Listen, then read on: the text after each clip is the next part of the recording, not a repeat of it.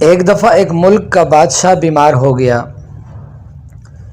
جب بادشاہ نے دیکھا کہ اس کے بچنے کی کوئی امید نہیں ہے تو اس نے اپنے ملک کی رعایا میں اعلان کروا دیا کہ وہ اپنی بادشاہت اس کے نام کرے گا جو اس کے مرنے کے بعد اس کی جگہ ایک رات قبر میں گزارے گا۔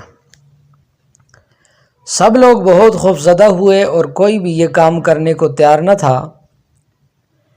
اسی دوران ایک کمہار جس نے ساری زندگی کچھ جمع نہ کیا تھا، اس کے پاس سوائے ایک گدھے کے کچھ بھی نہ تھا، تو اس نے سوچا اگر وہ ایسا کر لے تو وہ بادشاہ بن سکتا ہے، اور حساب و کتاب میں کیا جواب دینا پڑے گا، اس کے پاس تو ہے ہی ایک گدھا۔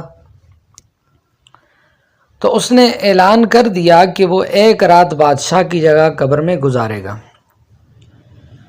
بادشاہ کے مرنے کے بعد لوگوں نے بادشاہ کی قبر تیار کی اور وعدے کے مطابق کمار خوشی خوشی اس میں جا کر لیٹ گیا اور لوگوں نے قبر کو بند کر دیا۔ کچھ وقت گزرنے کے بعد فرشتے آئے اور اس کو کہا اٹھو اور اپنا حساب دو۔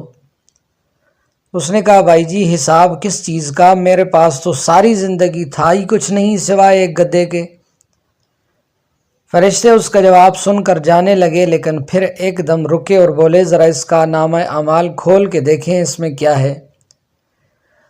بس پھر کیا تھا کہ سب سے پہلے انہوں نے پوچھا کہ ہاں جی فلاں فلاں دن تم نے گدھے کو ایک وقت بھوکا رکھا تھا؟ اس نے جواب دیا ہاں۔ فوری طور پر حکم ہوا کہ اس کو 100 درے مارے جائیں۔ اس کی خوب دھلائی شروع کر دی۔ اس کے بعد پھر فرشتوں نے سوال کیا کہ اچھا یہ بتاؤ کہ فلاں فلاں دن تم نے زیادہ وزن لاد کر اس کو مارا تھا؟ اس نے کہا ہاں جی۔